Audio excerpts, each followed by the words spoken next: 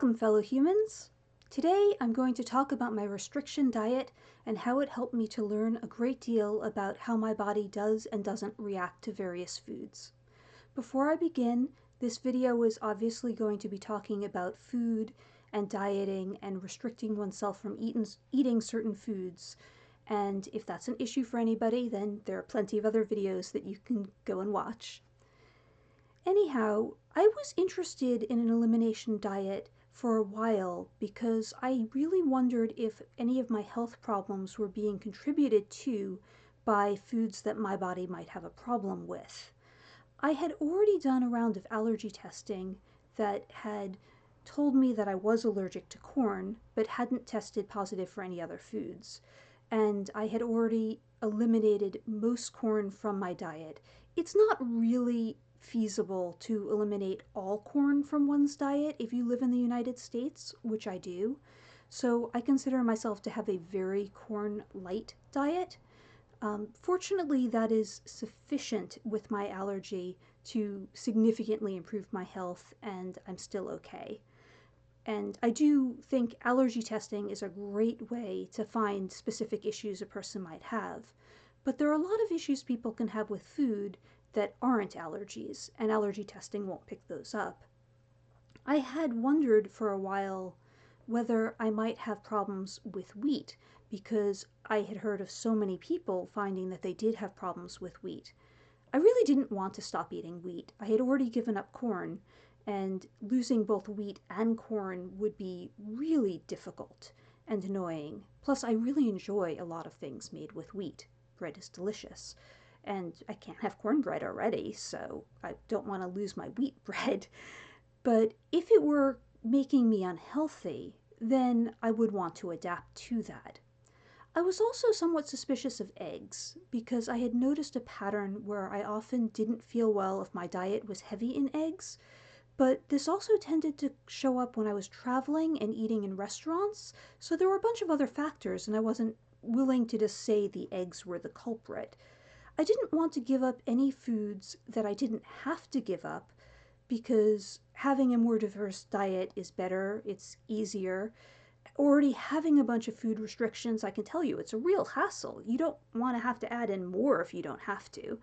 So I wanted to really determine whether or not certain foods did cause me problems, so I could either eliminate them if I had to, or safely eat them and be happy. But I put off the elimination diet for a long time because it is an extreme hassle. And there are other options to an elimination diet that I did consider, which are also an extreme hassle. But then it was late in the year 2000 when I realized if I were ever going to do an elimination diet, I should do it as soon as possible. I was waiting to get my first COVID vaccine, and I was sheltering in place at home.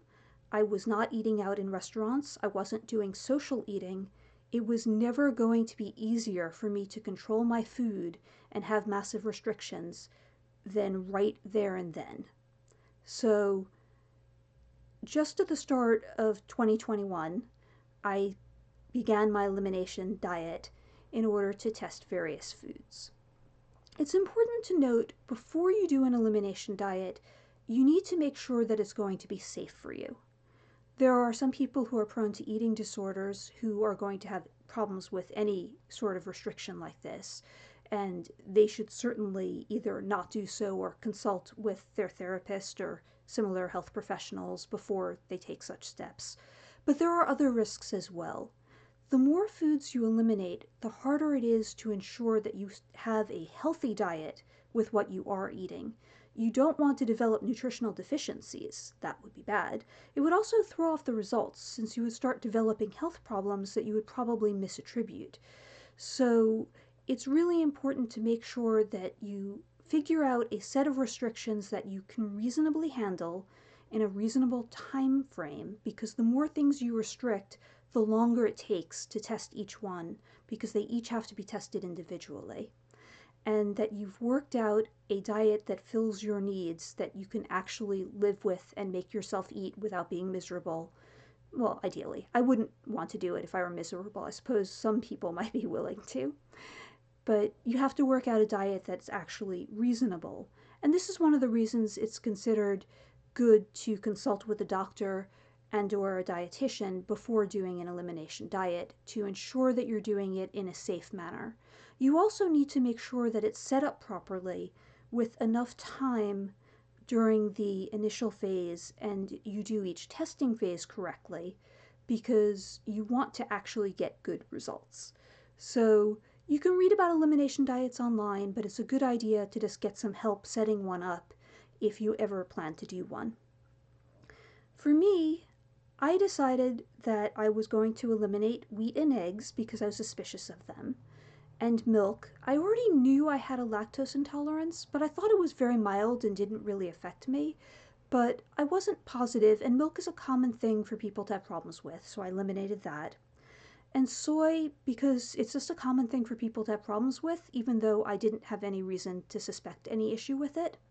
And then I decided I could throw in a little bit more, and so I put in peanuts and citrus, because apparently they're also reasonably common problem foods, and I didn't think it would be that difficult for me to manage a diet without peanuts or citrus, as neither of them were a big part of my diet already. My diet ended up being very heavy in beans and chickpeas and lentils and oats. I had a lot of oatmeal. I learned how to make a vegan banana oat bread, which was quite nice. I usually do it now with eggs because it turns out I don't have a problem with eggs, which was great. I was so happy to find that out. But for the time, I was basically stuck eating vegan because I'm a vegetarian already, and when you cut out milk and eggs, that's what you have.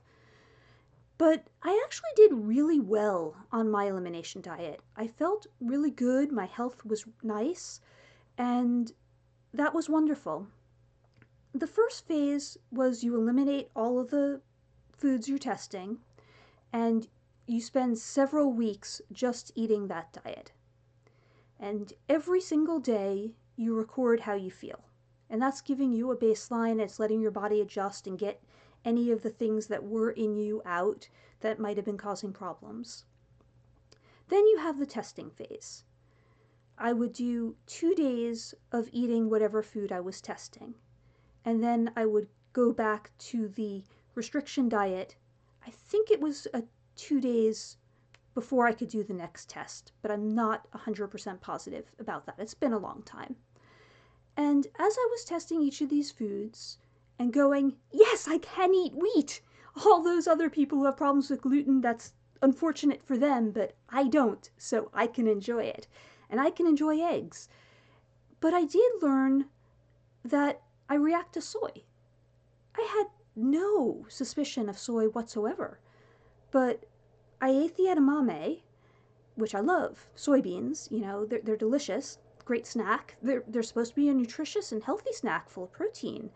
And they are if you're not reacting to them. But then the next day after eating the edamame, I got a migraine.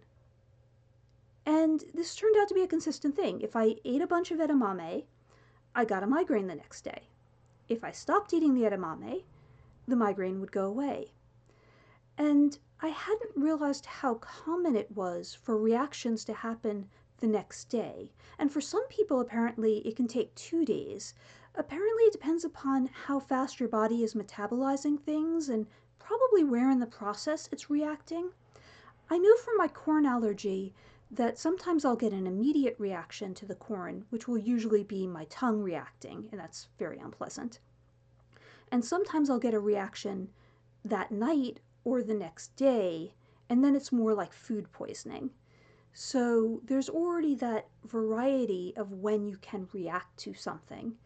And realizing how much of a time delay there could be helped me to understand how difficult it is to spot these patterns if you're not using a really rigid system, an elimination diet being one of the options. I also discovered that I'm more lactose intolerant than I thought, because I had only been noticing the problems that were clearly gastrointestinal, where they were enough for me to go, oh, that's not good. And that usually only triggered if I had a lot of dairy, like a milkshake. and I wasn't having a lot of milkshakes anymore because of the corn allergy anyway, so I didn't think the lactose issue was a big deal. But when I had milk in moderate quantities, once again, migraine the next day. And so I decided to add an extra test phase to my elimination diet where I was going to once again be eating milk or drinking, consuming milk, but I would also take a lactase before I did so. And that way I could test whether the problem was the milk or the problem was the lactose intolerance. Fortunately for me, it was the lactose intolerance, and taking a lactase fixes it. No migraine the next day. Felt great. So, what I learned from that is that I have to be really good about lactase pills. I thought that I could just be kind of lax and only take them if I was going to consume a lot of lactose. But I should be careful. I should take them every time, and then I don't have to worry about getting sick. And that was really useful too because it meant discovering another migraine trigger and reducing my migraine frequency even further. It also helped me to realize how much my migraines are influenced by gastrointestinal things. I believe, although I can't be sure, that what's happening with these foods is they're causing very mild gastrointestinal problems, ones that I don't really consciously notice, but are enough to trigger the migraine process. I think my migraines are very sensitive to a lot of things because migraines are just terrible that way. They're sensitive to all sorts of things. I recommend not having migraines if you have the choice. But anyway, the rest of the foods that I tested all came back fine. I continue to eat peanuts and citrus, and that was wonderful. And without that rigorous testing, I really don't think I would have figured out my issue with soy. And I really miss soy. It was a very useful thing in my diet, but it's really hard to imagine a food that I like enough to be worth getting a migraine for. They were not good migraines. They weren't little mild ones. They were bad. So an elimination diet can be really useful in helping to determine food issues that you can't necessarily find from an allergy test. Although I was never tested for a soy allergy, so it is possible that I do have an allergy and that might have been picked up there. It's hard to know whether it's an allergy or an intolerance just from the information that I have. My doctor said that my symptoms don't match with an allergic reaction, but my corn allergy was verified as an allergy and has the same reaction when I have mild amounts of corn. Like when I've tested, would it be okay if I just have something with xanthan gum, which has corn in it? It turns out no, I get a migraine the next day pretty reliably. So the corn allergy causes migraines the next day. It seems like that means soy could be an allergy. But whether it's an allergy or an intolerance, what's important for me is knowing that it's a food problem. For people who don't want to do an elimination diet, the other really big option is to just record every food you eat and regularly record how you feel and what symptoms you have. And then you do this for a long period of time and you look for patterns. This is also a huge hassle. That's why I didn't want to do it. Recording absolutely everything you eat and drink is not trivial. You have to make sure you get every ingredient down.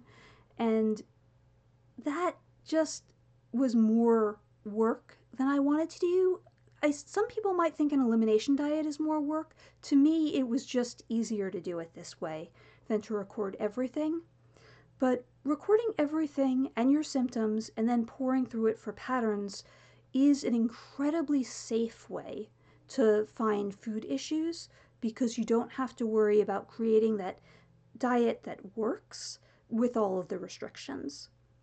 So that is something that I think could be a really good option for some people. And it can also just be a good add-on. I didn't test everything in my restriction diet. You can't. You have to pick a few things to test. I figured I could always consider another round of a restriction diet someday if I wanted to.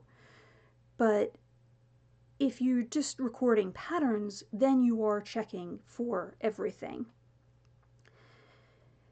Anyway, that's my story, and if you liked it, please click like, and if you know someone who might find it interesting, then share. If you have any thoughts or questions or similar experiences, then by all means I would love to read your comments, and if you would like more similar content, then subscribe. Thank you.